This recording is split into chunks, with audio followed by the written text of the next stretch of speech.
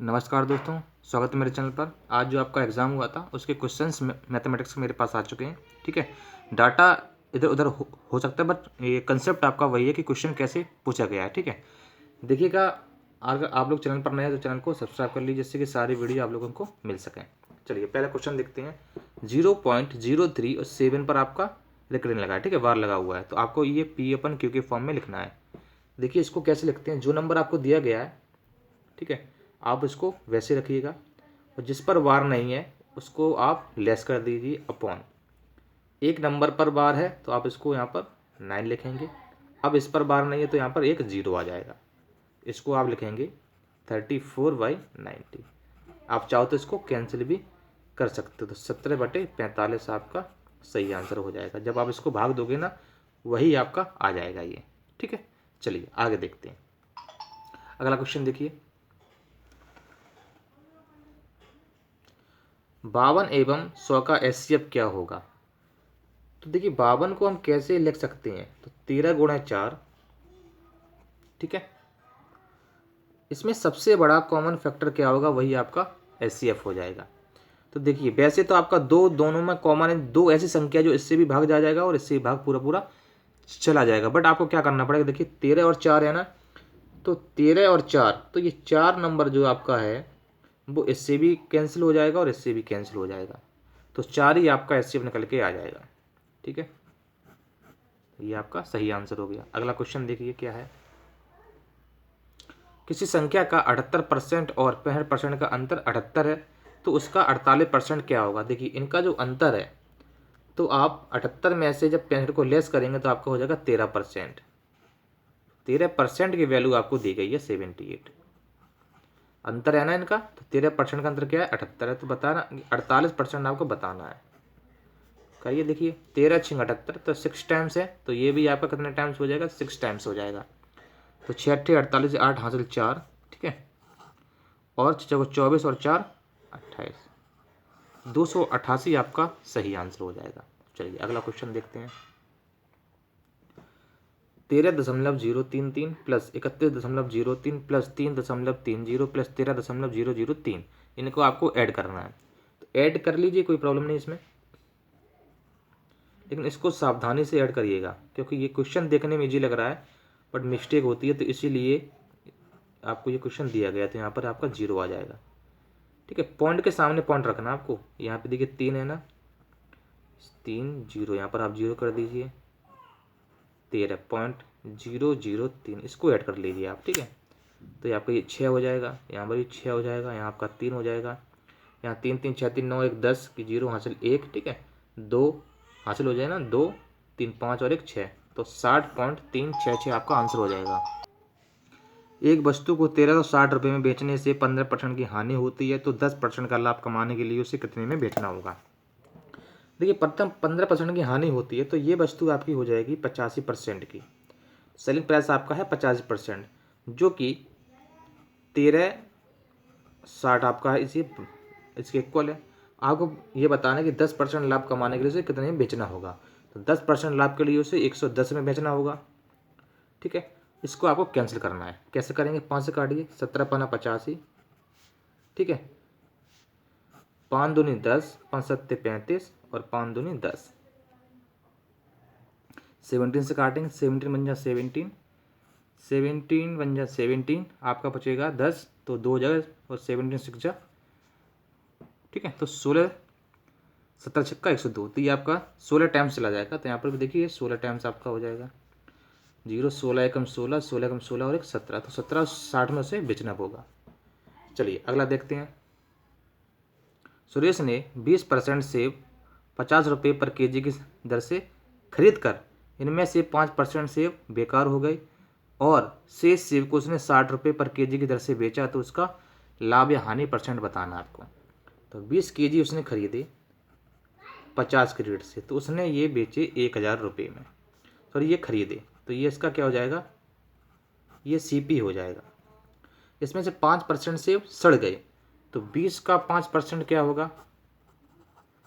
ठीक है, तो ये 1 होगा, तो 20 थे, इसमें से 1 उसका सड़ गया, तो 19 बचे ना, 19 सेब बचे, उसको उसने 60 की दर से बेच दिया, तो 19 छिक्का 114 और ये 0, इसमें उसने बेचे। तो आपको बताना कि लाभ हुआ या हानि हुई।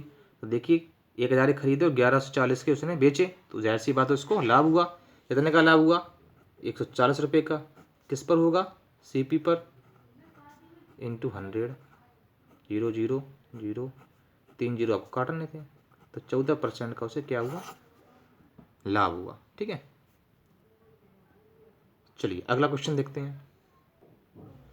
A² - B² में भाग दिया गया A + B का, वो 25 से, तो आपसे A - B पूछा गया है। चलिए इसको देखते हैं।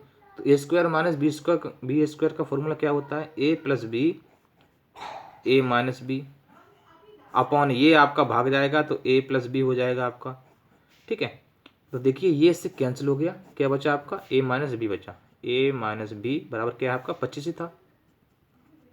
ये वैल्यू के बराबर 25 है ना, तो आप यहाँ पर इसको 25 लिख सकते हो। ठीक है, अब ये कैंसिल हो गया तो ये तो वैल्यू बची आपकी, वो वहाँ गई और 25 आपका यहाँ गया, तो ये आपकी वैल्यू 25 ही हो जाएगी। A - B बराबर कितना हो जाएगा? 25 हो जाएगा। ठीक है, चलिए नेक्स्ट क्वेश्चन देखते हैं।